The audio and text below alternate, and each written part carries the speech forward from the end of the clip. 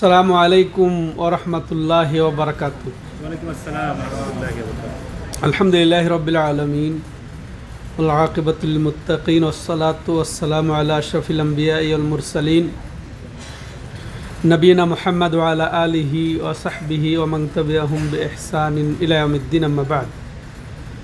সম্মানিত দর্শক ও শ্রোতা মণ্ডলী, আল্লাহ রাব্বুল আলামিনের অশেষ মেহেরবানিতে আজকে 6 রবিউল আউয়াল 1446 হিজরি রোজ সোমবারে আমরা আমাদের ধারাবাহিক কিতাবুত তাওহীদের ক্লাস শুরু করতে যাচ্ছি। তো ইমাম মুহাম্মদ ইবনে আব্দুল ওয়াহাব রাহিমাহুল্লাহ তার এই 26তম অধ্যায়ে গুরুত্বপূর্ণ যে বিষয় তুলে ধরেছেন তা ইতিপূর্বেরই ধারাবাহিকতা রক্ষার্থেই এর আগের 2 অধ্যায় জাদু সম্পর্কে ছিল এবং জাদুর প্রকার, ধরন আর বিভিন্ন প্রকার নিয়ে আলোচনা করেছেন। তো তারই অংশ হিসেবে সংশ্লিষ্ট আলোচনা যে করবেন সেটা কি, সে বাবের নাম দিয়েছেন বাবু মা জা ফিল কুহানে ওয়া নাহওয়িহিম, যে এই অধ্যায় যা কিছু গণক এবং এ জাতীয়, গণক ও এ জাতীয় বলে তিনি বুঝাতে চেয়েছেন যে আরও ভবিষ্যদ্বক্তা যারা ভবিষ্যৎ সম্পর্কে খবর জানে দাবি করে, হ্যাঁ, এমন জ্যোতিষী এবং যারা এই মাটিতে দাগ দিয়ে, হাতে দাগ দিয়ে যারা ভাগ্য বর্ণনা দেয় বা ভবিষ্যতের খবর দাবি করে, এদের সম্পর্কে যা কিছু সতর্কীকরণ এসেছে, হ্যাঁ, বা এই সব বিষয়ে তিনি এই অধ্যায়ে আলোচনা করবেন। তা আগের অধ্যায়ের সাথে এটার সম্পর্ক স্পষ্ট। যেমন জাদু শিরিক কুফরি ছিল, তো এই ধরনের কর্মকাণ্ডে যারা লিপ্ত এরাও শিরকে এবং কুফরিতে লিপ্ত হবে। তার কারণ রয়েছে। তার কারণ হলো যে এই যে গণকগিরি বা গণককর্ম, এটা শিরক থেকে মুক্ত না, যেটা তাওহীদের বিপরীত, এমন শিরকি হচ্ছে গণকের কর্মকাণ্ড, গণকগিরি যেটা। তো এই জন্যে এই জাদুর পরেই এই বিষয়টা তিনি এখানে উল্লেখ করেছেন, সম্মানিত দর্শক ও শ্রোতা মণ্ডলী। আর এইসব বিষয়, এইটা যে গণক এর সাথে যে জাদুর অন্যান্য প্রকার যেগুলা উল্লেখ করেছেন লেখক রাহিমাহুল্লাহ এর আগের অধ্যায়, সেটা ছিল কি, যে ওই যে পাখি হাঁকিয়ে, পাখি চালিয়ে যে ভবিষ্যতের খবর দাবি করা বা গোপন খবর বলা, গায়েবের খবর বলা, শয়তানকে শয়তানের আশ্রয় করে তেমনইভাবে দাগ দিয়ে যেগুলা ভাগ্য নির্ণয় করা। তেমনইভাবে আমরা জেনেছি যে পাখি হোক কুলক্ষণ নির্ণয় করা। তো এই ধরনের আরও অনেক রীতি জাহেলি যুগে ছিল, এখনও আছে বর্তমানে। এখনও যেমন মনে করেন এই যে অক্ষর লিখা, দেখবেন নকশা করে অক্ষর লেখে, মার্কিং করে, যে আবজাদ যেগুলা হরফুত তাহাজ্জি এর নাম্বারিং করে, যে আলিফে এত, বায়ে এত, তায়ে এত, এরকমভাবে দালে এত নাম্বারিং করে, এগুলা সব যেগুলা ভবিষ্যতের খবর দাবি করা হয় এগুলা সম্পর্কে। তারপরে তারকা দেখে ভাগ্যের খবর বলে দেওয়া বা অদৃশ্যের খবর জানিয়ে দেওয়া। তেমনইভাবে যে রাশি গণনা, রাশির মাধ্যমে এই রাশির এই হবে, এত ফাঁড়া আছে, এগুলা নির্ণয় করে বলে দেওয়া। তেমনইভাবে হাত দেখে হাতের দাগ, এই দাগের তাহলে তোমার এই আছে, এইভাবে বলা। তেমনইভাবে পেয়ালা, থালা, এগুলোতে দাগানো, পড়া, এগুলা অহরহ আমাদের সমাজে আছে। এগুলো জাহিল যুগে আছে, এগুলাই লেখক রাহিমাহুল্লাহ উল্লেখ করে এগুলার খণ্ডন করছেন বা এগুলার জবাব দিচ্ছেন, এগুলার হুকুম বর্ণনা করছেন। তো এগুলা মোটামুটি এরা তিনভাবে এগুলা খবর দিয়ে থাকে। এই যেগুলো কথা বললাম না, যে ধরনগুলা, হ্যাঁ, যে সুরাতগুলা বলা হলো, এরা মৌলিকভাবে তিনভাবে এই ভবিষ্যতের খবর দেওয়ার তারা চেষ্টা করে থাকে বা দিয়ে থাকে। এক হচ্ছে কি, যে ইতিপূর্বে আমরা আলোচনা শুনেছি যে আল্লাহ রাব্বুল আলামিন যখন নির্দেশ দেন তার কোনো বিধান বাস্তবায়নের, ফেরেশতাদেরকে যখন জানান, তখন ওই সময় এই কথা চুরি করে। এই সময় জিন শয়তান উপরে গিয়ে কথা চুরি করে। ওই চুরি করে একটা কথা সত্য হওয়ার পরে ওর সাথে শতটা মিথ্যা যুক্ত করে বলে যে মানুষ রূপী জাদুঘর, গণক, যেটাই বলেন না কেন, ভবিষ্যদ্বক্তা, এদেরকে জানিয়ে দেয়। এইভাবে একটা ধরন। দ্বিতীয় ধরন হচ্ছে কি, যে এই জিনকে আল্লাহ রাব্বুল আলামিন পাওয়ার দিয়েছেন স্থানান্তরিত হয়ে যাওয়ার, নিমিষে এক স্থান থেকে আরেক স্থান চলে যাওয়ার, বহু রূপ ধারণ করার, অদৃশ্য থাকার, যার ফলে সে অনেক কিছু জেনে ফেলে।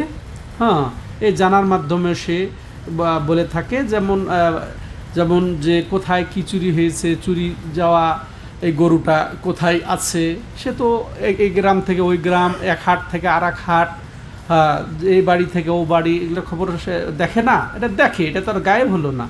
আল্লাহ তাকে শক্তি দিয়েছেন, এই শক্তির ফলে সেই চুরি যাওয়া ধন সম্পদ বা গরু হোক বা যে কোনো হোক, সে এর দ্বিতীয় পদ্ধতি এটা। আর এটা সে মানুষ শয়তানকে, মানুষ গণককে, জ্যোতিষীকে, ভবিষ্যদ্বক্তা যারা ভবিষ্যৎ দাবি করে, এইভাবে তারা দাবি করে। আসলে তো কি জানে না, কিন্তু দাবি করলেই এটাই কুফরি। কারণ এলমে গায়েবের একমাত্র চাবিকাঠি কার হাতে? আল্লাহর হাতে। যে দাবি করবে, যেভাবেই দাবি করবে, সে নিজে জানে দাবি করুক, আর শয়তানের মাধ্যমেই হোক, সে কুফরি করলো, সে শিরক করলো, সে বড় কুফরিতে লিপ্ত হলো। তেমনিভাবে আর একটা কি, মিথ্যা করে দাবি করা বা অনুমান করে দাবি করা। আপনি যে কোনো একটা বিষয় আপনার কাছে বললে বা আপনার কাছে পরামর্শ চাইলে, তখন এই বিষয়ে আপনি অনুমান করে অনেক তাকে পরামর্শ দিতে পারেন, তাই না? অনুমান করে মিথ্যার আশ্রয় নিয়ে বলতেই পারেন। তার মধ্যে যেগুলো অনুমান করে বললে কিছু সত্য হলেও কিন্তু ওটা আসলে ধর্তব্য নয়। তো এই তিনভাবে এরা মূলত ভবিষ্যতের খবর, গায়েবের খবর দেওয়ার দাবি করে এবং বলে থাকে। সম্মানিত দর্শক ও শ্রোতা মণ্ডলী, এবার আসেন, ইতিপূর্বের অধ্যায় ছিল সেহের বা জাদু সম্পর্কে, আর আজকের অধ্যায় কি বলছি, যে কাহেন। এখানে লেখক রাহিমাহুল্লাহ বলছেন ফিল কুহান। কুহান এটা কাহেনের বহুবচন, কাহেন এক বচন আর কুহান এর বহুবচন। তো এর অর্থ যে গণকদের সম্পর্কে, যারা ভবিষ্যদ্বক্তা, ভবিষ্যতের খবর দেয় যারা, এদের সম্পর্কে। তো এই অধ্যায় হচ্ছে মূলত যে গণকের সম্পর্কে। আগের অধ্যায় ছিল জাদুকর সম্পর্কে। তো জাদু এবং গণকের মধ্যে পার্থক্য আছে, বা এ ধরনের যারাই ভবিষ্যৎ খবর দাবি করে, গায়েবের খবর দাবি করে, তারা মূলত কোনো ক্ষেত্রে এক, আর কোনো ক্ষেত্রে পৃথক। কোনো ক্ষেত্রে এক হয়ে থাকে এদের কর্ম। সবাই শুনেন, সম্মানিত দর্শক ও শ্রোতা মণ্ডলী যারা উপস্থিত আছেন এবং যারা আমাদেরকে দূর থেকে শুনছেন, ভালো করে মনোযোগ সহকারে আজকের আলোচনা শুনতে আহ্বান করি আপনাদেরকে। এই জন্যে যে এই কুফরি, এই শিরকি, এই যে এই সব বিষয়গুলা, গণকের বিষয়, জ্যোতিষীর বিষয়, ভবিষ্যদ্বক্তার বিষয়, কবিরাজ নামে যেগুলা চলছে সমাজে, এগুলা কোনটা বড় শিরিক, বড় কুফরি, এটা আপনাদের জানতে হবে, বুঝতে হবে। নিজে এই শিরিক কুফরি থেকে সতর্ক থাকবেন এবং পরিবারকে, সমাজকে সতর্ক করবেন। এই জন্যে খুব ভালো করে বোঝা দরকার। আর এবং ওই জাহেলি যুগ থেকে এগুলো চলে আসছে, এগুলো এখন বর্তমানে একেবারে লেটেস্ট মডেল। অনেকভাবেই মানুষকে ধোঁকা দেওয়া হচ্ছে, অনেকভাবে মানুষকে ক্ষতিগ্রস্ত করা হচ্ছে, অনেকভাবে মানুষকে শিরক কুফরের মধ্যে নিমজ্জিত করা হচ্ছে। তো বলছিলাম যে জাদু এবং গণকের মধ্যে মৌলিক পার্থক্য আছে, তেমনইভাবে আবার এরা কিছু ক্ষেত্রে কিছু ক্ষেত্রে এক ক্ষেত্রে যে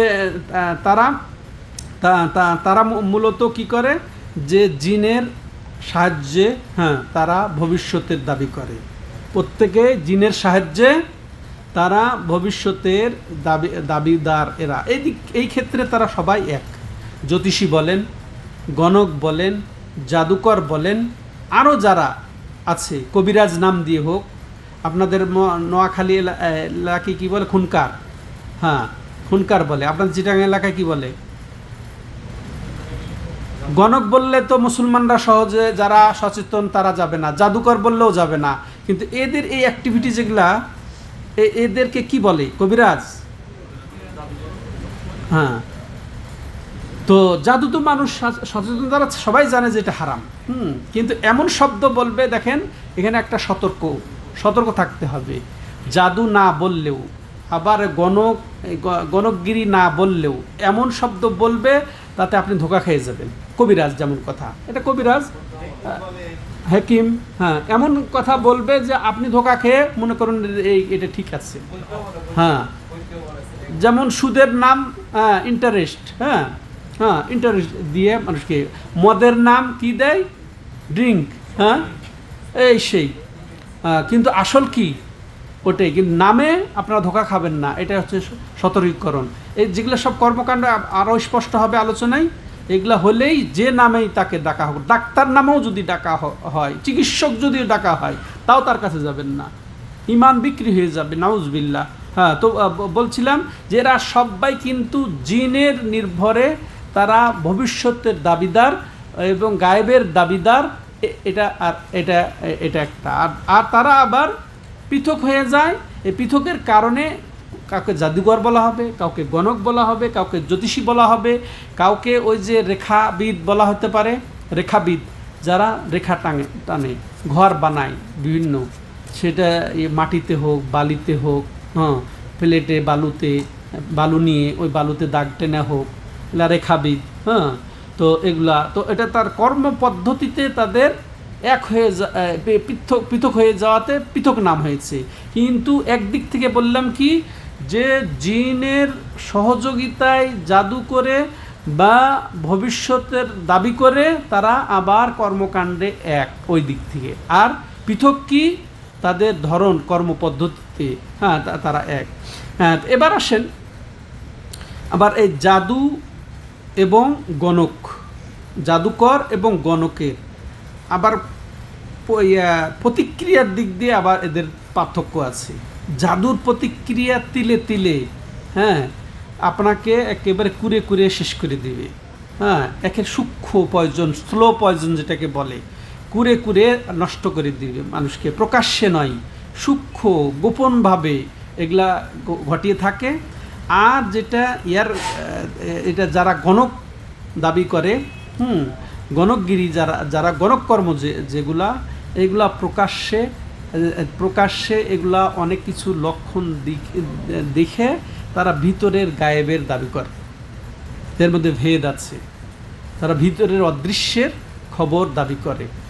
তো এটা আবার প্রতিক্রিয়ার দিক দিয়ে, ফলাফলের দিক দিয়ে পার্থক্য। জাদু তিলে তিলে সূক্ষ্মভাবে, আর গণকের কর্ম বা আরও যারা গণকের মতো অন্য যে নাম, আরবিতে অনেক শব্দ আছে, আর্রাফ আছে, নুজুমি জ্যোতিষী আছে, তারপরে আবার তার যেটাকে বলা হয় রাম্মাল, যারা মাটিতে দাগ দেয়। এগুলো আরবিতে বহু পরিভাষা আছে। এগুলা সব পরিভাষা আবার বাংলাতে খুঁজেও পাই না।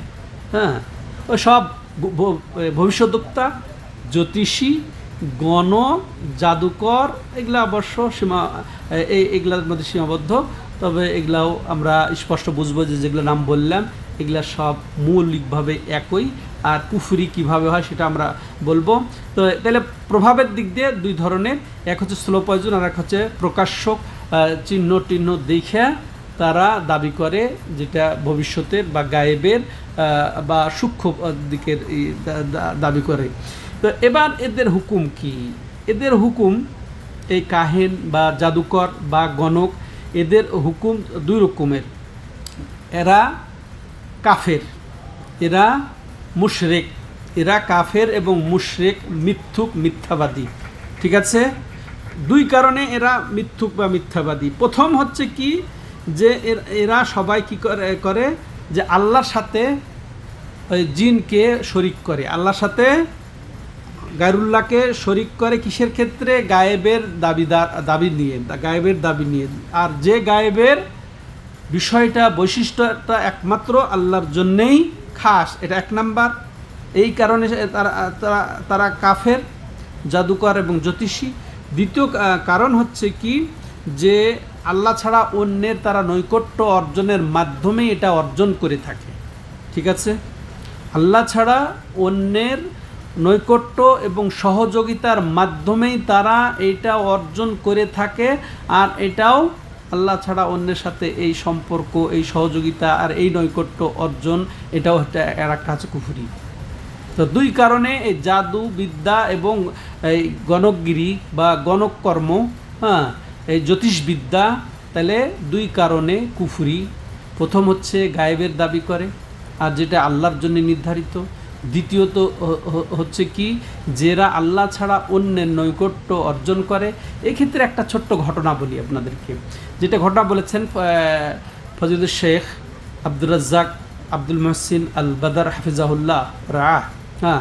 উনি ওনার বাস্তব একজনের ঘটনা উনি বলেছেন। ওনাকে যিনি বলেছেন, এক অ্যারাবিয়ান তার পড়োশির কথা বলছে। তার পড়োশি রাতারাতি একেবারে পরিবর্তন হয়ে গেল। আর পরিবর্তন বলতে অর্থ এই সেই দিয়ে অনেক কিছু করে ফেলে, যা মনে হচ্ছে যা চায় তাই সে পায়, এই অবস্থা। তো এ নামাজি লোক, তার পড়োশি, ভালো করে শুনবেন, এই পড়োশি নামাজি লোক, এ দিনদার, তার দেখে তারও লোভ হলো যে এত রাতারাতি পরিবর্তন, মনে হয়েছে তার হাতেই সব কিছু, সে যা চায় তাই হয়। কি ব্যাপারটা কি? যে আমাকে কিছু বলো, কীভাবে কী করতে হবে? তুমি হবা, তুমি পারবা না, তুমি আমার মতো হতে পারবা না। তো কারণ কি? যে কারণ আছে। তো বলো কি কারণটা কি? আমি হতে চাই। তুমি যদি হতে চাও তাহলে আমি যা বলবো তা করতে হবে, অস্বীকার করতে পারবে না। তা তুমি অস্বীকার করতে পারবে না। বলো হ্যাঁ, আমি অস্বীকার করবো না, তুমি যেটা বলবে সেটা। যে ঠিক তো, ওয়াদা নিয়ে বলছে যে ঠিক আছে, তুমি এই যে সকালবেলা ওই সমুদ্রের পাড়ে চলে যাবে। যখন ঠিক সূর্য উঠছে, সূর্য উঠছে দেখবা, ওই সমুদ্রের পানির মধ্যে সূর্য উঠা দেখা যায় না, ঠিক ওই সময় তুমি এই নাম ধরে ডাক দিবে। এই নাম ধরে ডাক দিবে, তাকে নাম শিক্ষা দিয়েছে। তো এরপরে তুমি ভয় পাবা না, দেখবা কিছু তুমি পাবে, কিছু দেখবে, ভয় পাবা না। ও যা বলে তাই করবে। ঠিক আছে, তাইলে তুমি সব কিছু সাধন করে ফেললে। এরকম সাধন করে না, সাধন করেই তো করে এগুলা। তো এবার শোনেন, এ গেল ঠিকই, ওইভাবে গেছে। তখন ওইভাবে যখন সূর্য, এটা কারনার শয়তান, ওটা হাদিসে এসেছে, সূর্য উঠে, ওই জন্যে সূর্য উঠার সময় সিজদা দেওয়া অর্থাৎ নামাজ পড়া নিষিদ্ধ, ঠিক সূর্য ডোবার সময়। কারণ শয়তান যখন সূর্য উঠে তার শিং ওইভাবে দিয়ে দেয়, যাতে তাকে সিজদা করা হয়। ঠিক আছে, তো এভাবে যখন করেছে তখন সেখানে যাইয়া হাঁক দিয়েছে। তো ঠিকই সমুদ্র থেকে একটা অভিনব একটা কিছু সে দেখতে পেল, তার দিকে এসে আওয়াজ দিল, হ্যাঁ কি বলো তুমি? তো বলছে যে হ্যাঁ আমি এই চাই। তা এক তো ডাক দিয়েছে, এটা গায়রুল্লাহকে ডাক দিয়েছে, এমন শিরকি কালাম দিয়ে সে ডাক দিয়েছে, চলে আসছে ওটা। এরপরে বলছে ঠিক আছে, আমি যা বলবো তাই শুনবে। তুমি কি নামাজ পড়ো? হ্যাঁ নামাজ পড়ি। আজকে থেকে আর নামাজ পড়বে না জীবনে। তখন ও আক্কেল গুরুম, ও তো নামাজি। দেখেন আল্লাহ তাকে বাঁচিয়ে দিয়েছে, ইন্নাস সালাতা তানহা আনিল ফাহশাই ওয়াল মুনকার, এটা বাস্তব। তখন সঙ্গে সঙ্গে বলছে এইটা আমি পারবো না। তখন বিকট চিৎকার দিয়ে আবার পানিতে গায়েব হয়ে গেল। আয়েশা তখন বলেছে যে এই ঘটনা তুমি আমাকে নামাজের ছাড়তে কেমনে বললে? তো যা হোক, এরপর ঘটনার তোর দরকার নেই।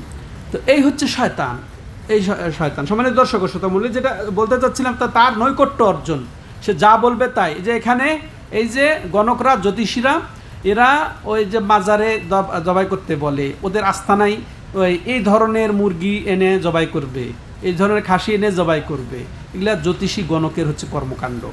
হ্যাঁ, এইভাবে বলে।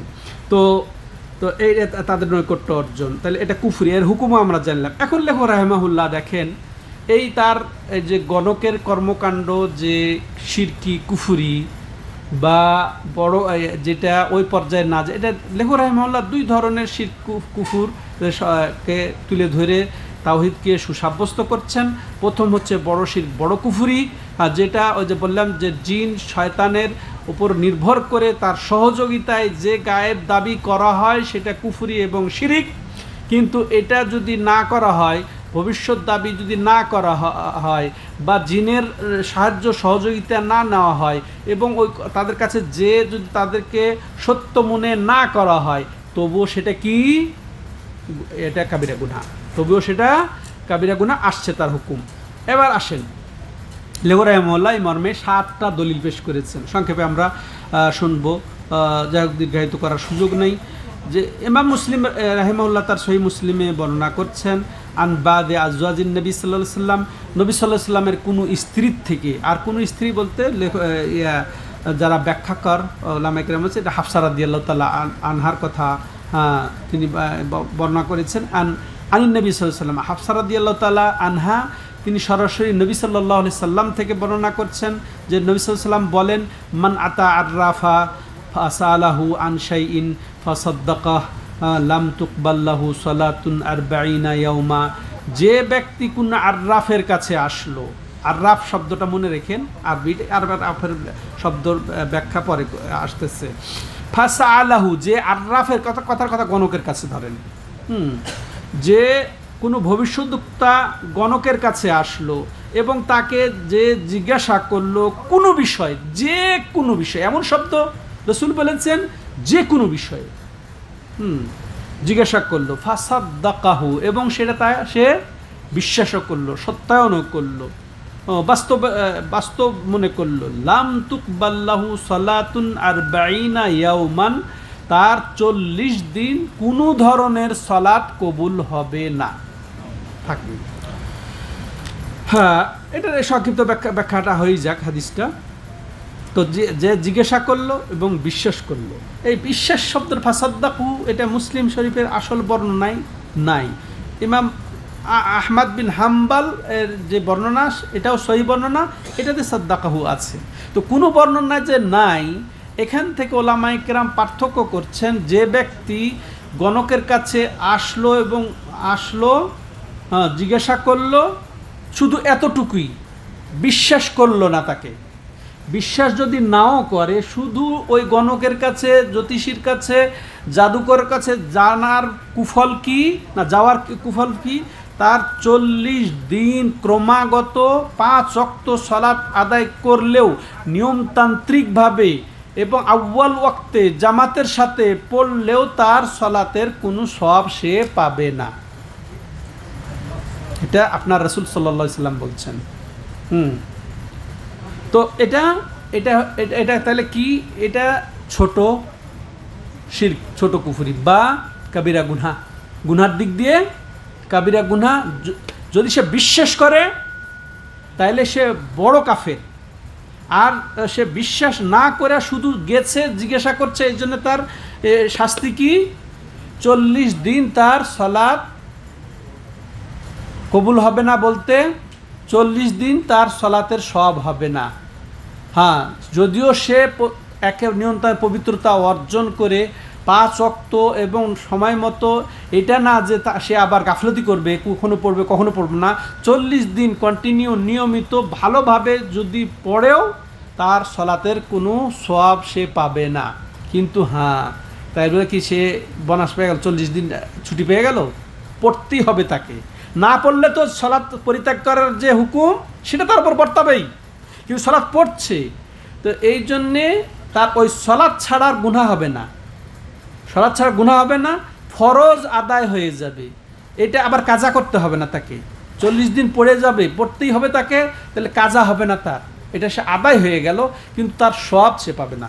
বঞ্চিত, সব থেকে বঞ্চিত। সম্মানিত দর্শক শ্রোতা মণ্ডলী, এবার আসেন তাহলে এই হাদিসটা থেকে আমরা যেটা জানলাম যে যারা শুধু যাবে তার শাস্তি কি, যা 40 দিন এবাদত কবুল হবে না। আর যদি সে সত্য মনে করে, হ্যাঁ, তাহলে তো ওটা আসছে, ওই পরবর্তী হাদিসে আসছে ওটা সহ, তাহলে কুফরি করবে।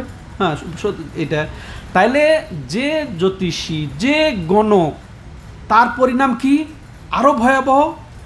শুধু যাওয়ার জন্যে যদি তার এই অবস্থা হয়, যে ওই কর্ম করে, ওই কর্মের সাথে নিমজ্জিত, তার কি অবস্থা তাইলে ভালো করে চিন্তা করব।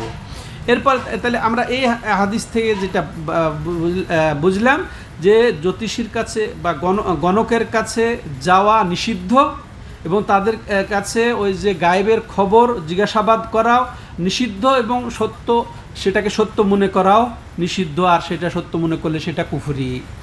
আর দ্বিতীয় বিষয় যেটা বুঝলাম যে এই গণকগিরি, এই কর্মকাণ্ড এটা হারাম, হ্যাঁ, এবং এটা কবিরা গুনাহ। সাধারণত এই কর্মকাণ্ডটা হারাম, হ্যাঁ, কবিরা গুনাহ।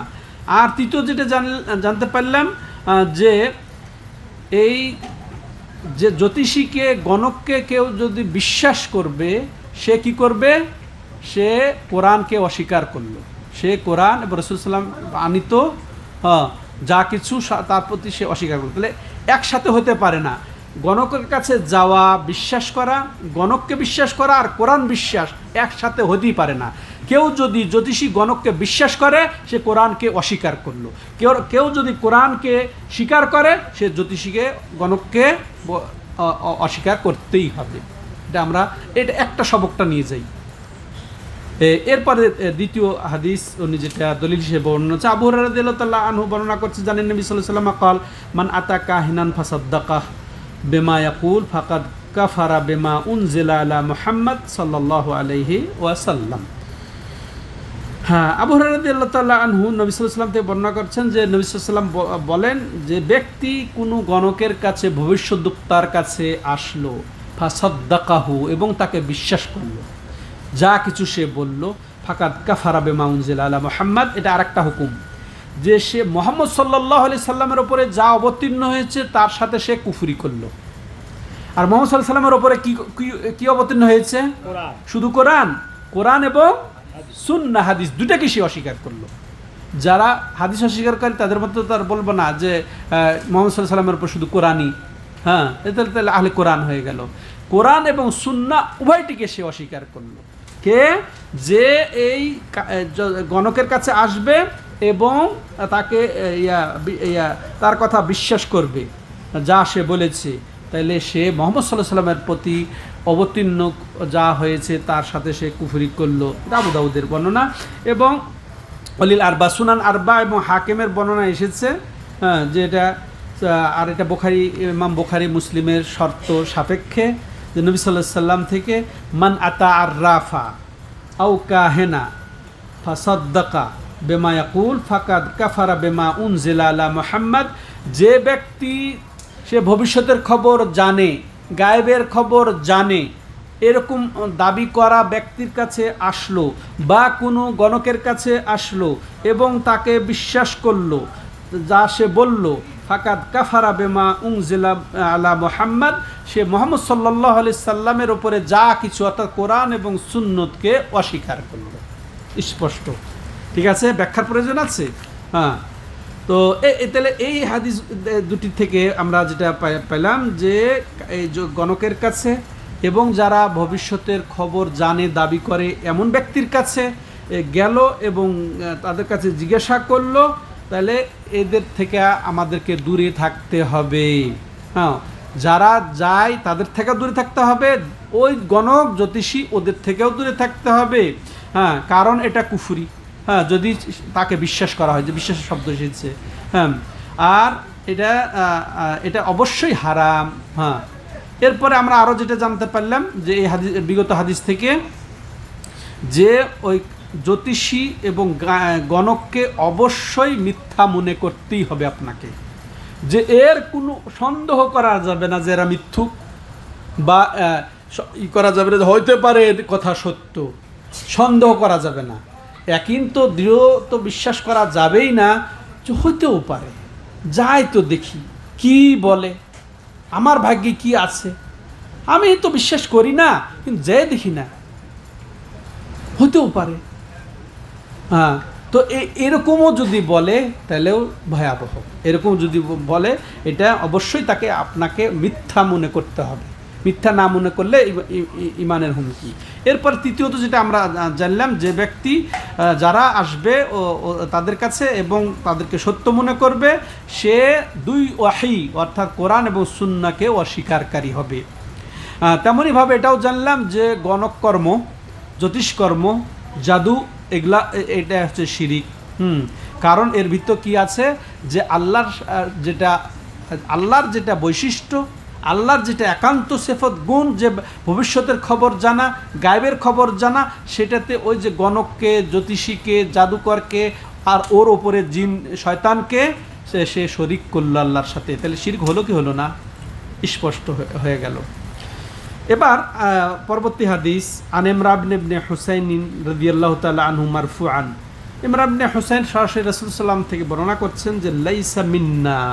দেখেন, প্রথমে এসেছে তার 40 দিন সালাত কবুল হবে না, তারপরে আসলো যে মুহাম্মদ সাল্লাল্লাহু আলাইহি সাল্লামের উপরে যা কিছু অবতীর্ণ তাকে সে অস্বীকারী, হ্যাঁ, তার সাথে কুফরিকারী। এবার কি আসছে, লাইসা মিন্না, রাসূল সাল্লাল্লাহু আলাইহি ওয়াসাল্লাম বলছেন সে আমার উম্মতের অন্তর্ভুক্ত নয়। কে তারা?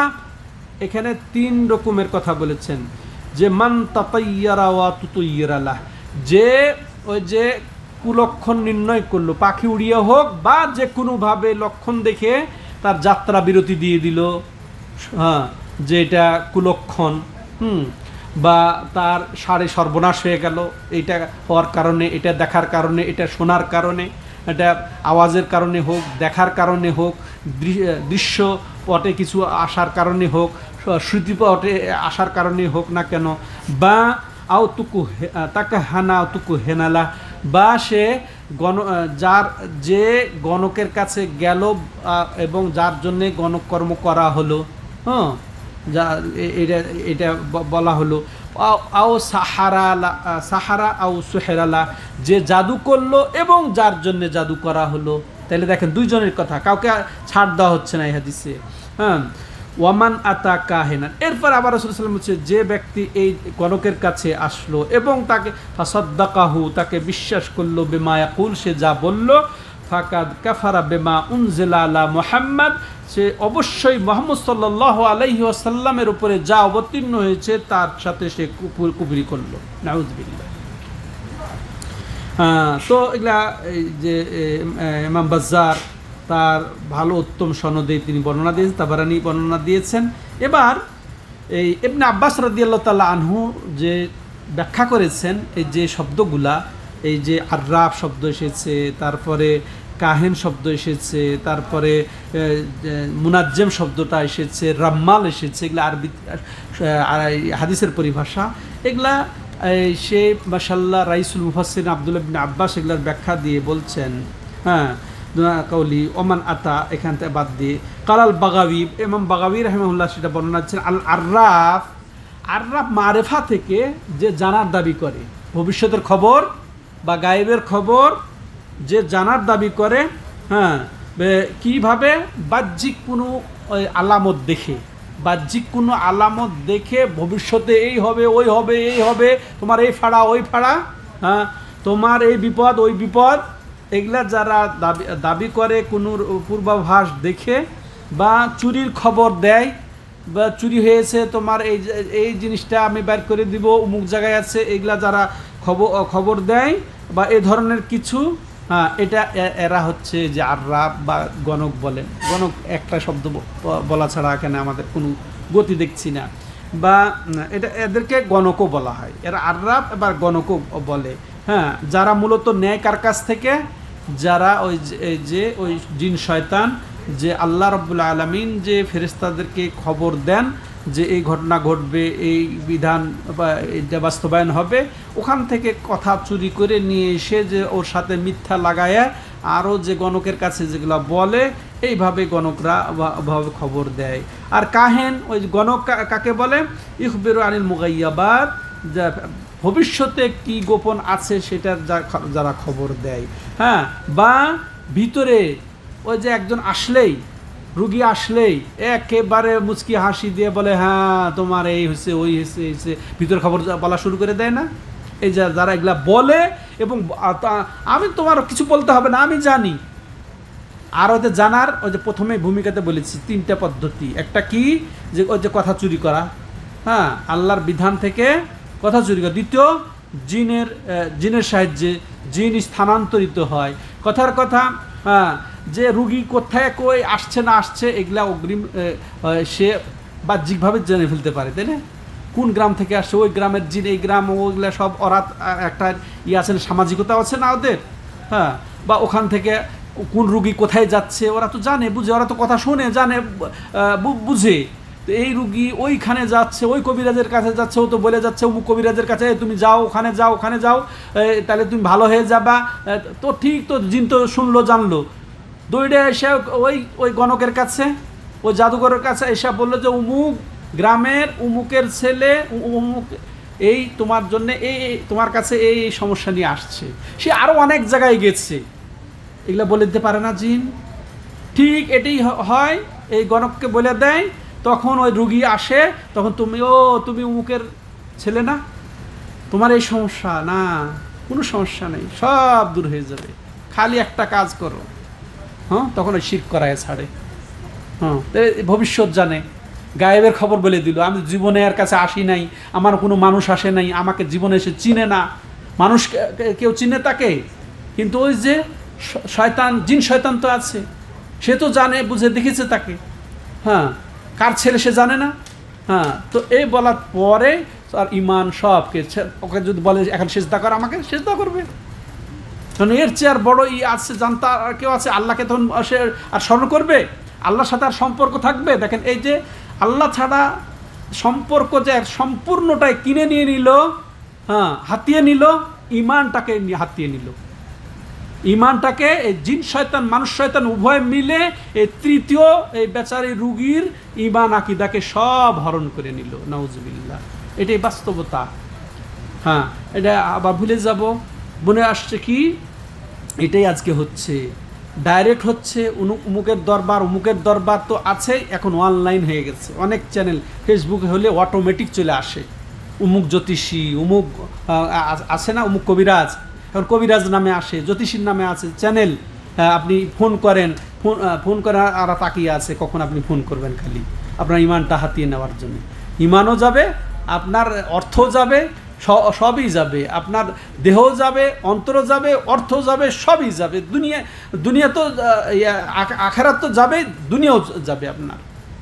নাউজুবিল্লাহ, সতর্ক, নিজে সতর্ক হন এবং আপনার পরিবারকে আগে বাঁচান, আপনার বন্ধুবান্ধব সমাজকে বাঁচান, যে খবরদার এদের কোন খপ্পরে যেন পারেন। বাস্তব চিকিৎসাতে আসেন, আধুনিক চিকিৎসাতে আসেন, হ্যাঁ, যেটা বাস্তবমুখী, একটা স্পষ্ট, যার মধ্যে কোনো অস্পষ্টতা নেই, যার মধ্যে কোনো দাবি করা নেই, ভবিষ্যতের দাবি করা নাই, এই করা নাই, অস্পষ্টতা নাই, গোপনীয়তা নাই, সেটা চিকিৎসা বিজ্ঞান। তাদাও বিল হারাম, চিকিৎসা কর, খবরদার তুমি হারাম চিকিৎসা করবে না। যদিও আপনার ওই কবিরাজের দ্বারা আপনার রোগ মুক্তি হয়, তাহলে আপনার ইমানটা গায়েব হয়ে গেছে। বুঝে আসছে? হারাম আপনি ফায়দা পেলেই যে ওই ফায়দা আপনি গ্রহণ করতে পারবেন, এই বিশ্বাস খবরদার রাখেন না। সুদ খেলে ফায়দা হয় না, ঘুষ খেলে ফায়দা হয় না, হ্যাঁ, জেনা করলে ফায়দা হয় না, তা এগুলো করবেন আপনি? হ্যাঁ, তো কেন আপনি জ্যোতিষী গণকের কাছে গেলে বলছেন যে আমার উপকার হয়, যে আমি এই বিপদে আছি, ওই বিপদে আছি, বিপদ দূর হয়ে যায়, তো এই কারণে আপনার ওই উপকারিতা নেওয়া যাবে না, ওই চিকিৎসা আপনার নেওয়া যাবে না। বৈধ চিকিৎসা করেন, সব চিকিৎসা থেকে আপনি ফায়দা পান। সব অপারেশন হলে কি সাকসেস হয়? হ্যাঁ, তো আপনি জাদুর জন্যে, তারপরে আপনাকে যে করা হয়েছে, যে ক্ষতিগ্রস্ত করা হয়েছে, আপনি চিকিৎসা করেন, চিকিৎসা ভালো হলে আলহামদুলিল্লাহ, না হলে আপনি সব পাবেন, সবের আশা করেন। সব রোগ তো ভালো হয় না। হ্যাঁ, তো আপনার না হতে, এটা আল্লাহ আপনাকে চেয়েছে, এটা পরীক্ষা করতে চেয়েছে, এর জন্য আপনাকে আল্লাহ মর্যাদা বৃদ্ধি করবেন, আপনাকে আল্লাহ রাব্বুল আলামিন সব দেবেন। অথবা এত হতে হবে কেন? ইমান বিক্রি করতে হবে কেন? সতর্ক থাকতে হবে। সম্মানিত দর্শক ও শ্রোতা মণ্ডলী, এবার আসেন যেটা বলছিলাম হাদিসের কথা, যে যার জন্যে এই যে কুলক্ষণ নির্ণয় করা হলো, যে করলো, যে যে গণকের কাছে গেল, বা যে গণক, হ্যাঁ, এবং যে জাদু করলো, বা যার জন্য জাদু করা হলো, তো এবং সে যে ওই গণকের কাছে আসলো এবং বিশ্বাস করলো, তাইলে সে অবশ্যই মোহাম্মদ সাল্লাল্লাহু সাল্লামের প্রতি যা অবতীর্ণ হয়েছে তাকে সে অস্বীকার করলো। আর বলছিলাম আর্রাফ, এরপরে কাহেন, এরপরে আবুল আব্বাস ইবনে তাইমিয়া রাহিমাহুল্লাহ বলছেন যে আর্রাফ হচ্ছে যে আসলে গণকেরই একটা নাম, হ্যাঁ। আর মুনাজ্জেম হচ্ছে জ্যোতিষী। এই দেখেন জ্যোতিষীদের কর্ম কি, এটা আপনারা বুঝেন, যে তারা তারকা দেখে, হ্যাঁ এই তারকা এই, তাহলে অবশ্যই এটা হবে। যারা এইভাবে গায়েব দাবি করে, ভবিষ্যতের একটা খবর বলে দিল চমক লাগায়। তো ওই যে প্রত্যেকটা প্রথমে ভূমিকাতে বলেছি, 3 ভাবে এরা খবর দেয়: কথা চুরি করে, জিনের সাহায্যে, এবং আর একটা মিথ্যা এবং এটাকে অনুমান ভিত্তিক কথা বলে। ঠিক আছে, এই সবগুলার একই সূত্র, একই। ঠিক আছে, তো এই যে জ্যোতিষী, যে তারকা দেখে গায়েবের খবর দাবি করে, এ হচ্ছে জ্যোতিষী, প্রধানত জ্যোতিষী। আর তো বললাম কি, মৌলিকভাবে প্রায় সব সেম, যারা জিন নির্ভর, শয়তান নির্ভর, গায়েবের দাবিদার, এগুলো মৌলিকভাবে এক। তেমনভাবে রাম্মাল আর একটা শব্দ আরবিতে আছে। রাম্মাল হচ্ছে যে যারা হয়তো বললাম বালি পড়ে, রেখা টানে, রেখাবিদ যারা, হ্যাঁ, ঘর বানায় এগুলা করে তারা। আর সব বললাম সমষ্টিগতভাবে এক, আবার পদ্ধতিগতভাবে পদ্ধতিগতভাবে আবার নাম ভিন্ন পড়ে। ও তো বললাম যে গণক, জাদুকর, জ্যোতিষ, তারপরে রেখাবিদ, হ্যাঁ, রেখাবিদ। তো এদের মৌলিক সব দিক, কিছু দিক এক, সেটা কি জিন নির্ভর করে এবং গায়েবের দাবি করে।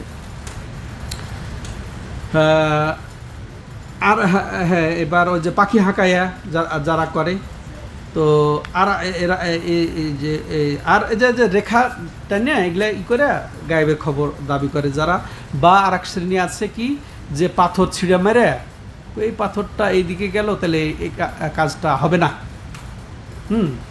এটা শুধু রেখা না, এটা একটা, এগুলা সব এগুলা মনে করেন এই পানি ঢেলেছে, পড়ে গেল, তাইলে তো আর হলো না, হ্যাঁ, তাইলে তোমার আর চিকিৎসা করা যাবে না, কুলক্ষণ এইগুলা।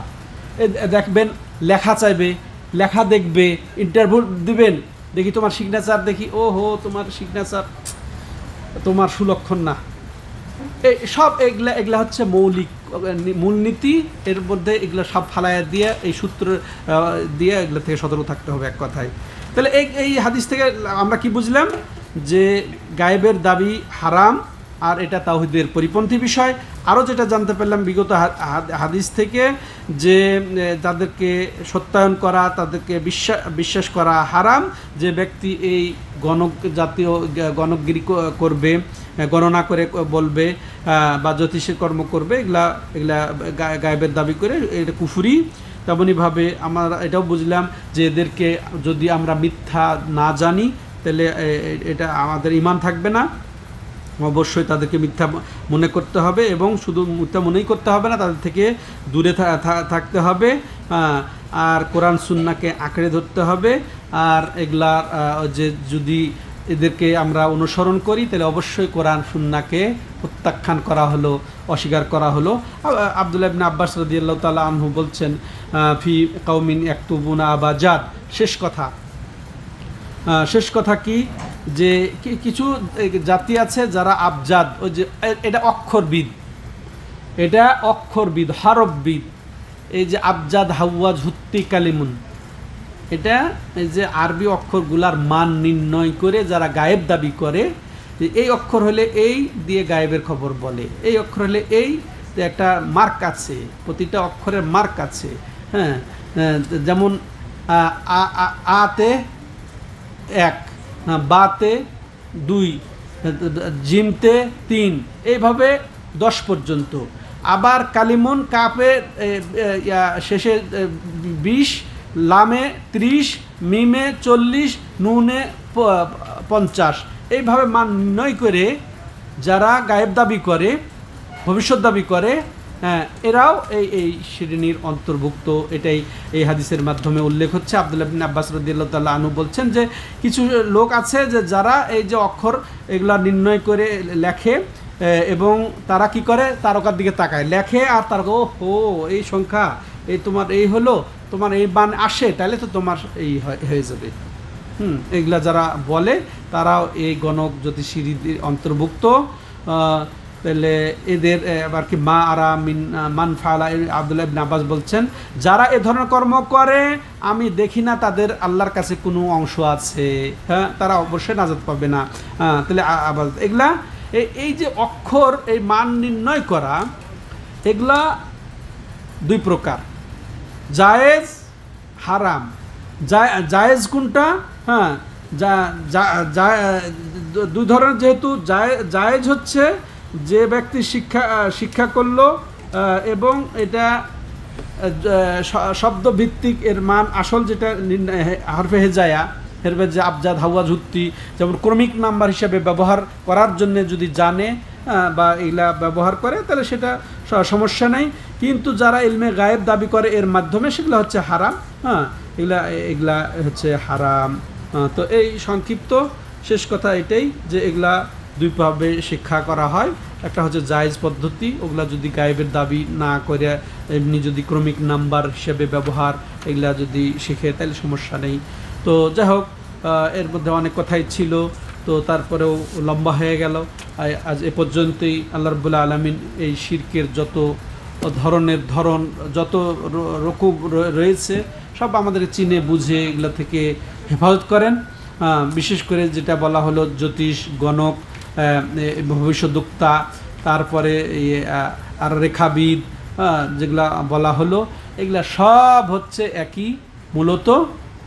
আর এগুলার হচ্ছে দুই প্রকার, যারা এর কাছে যাবে এবং জিজ্ঞাসা করবে, বিশ্বাস যদি নাও করে 40 দিন তার ইবাদত কবুল হবে না, কাবিরা গুনাহ হবে। আর বিশ্বাস করলে সে কাফের হয়ে যাবে, মুশরিক হয়ে যাবে। তাইলে কোনো অবস্থাতেই নিরাপদ নয় জ্যোতিষীর কাছে যাওয়া, গণকের কাছে যাওয়া, কবিরাজের নাম দিয়ে হোক, হাকিমের নামে হোক, হুনকারের নামে হোক, যারাই এই সমস্ত কর্মকাণ্ড করে জিনের আশ্রয়, মূলত জিনের আশ্রয় করে আর ভবিষ্যৎ দাবি করে, এগুলো থেকে আল্লাহ আমাদেরকে হেফাজত করেন। হাদা হুয়া ওয়া সাল্লাল্লাহু আলা নবিনা মুহাম্মদ ওয়া আলা আলিহি ওয়া সাহবিহি আজমাইন। সুবহানাকাল্লাহুম্মা বিহামদিকা আশহাদু আল্লা ইলাহা ইল্লা আনতা আস্তাগফিরুকা ওয়া আতুবু ইলাইক।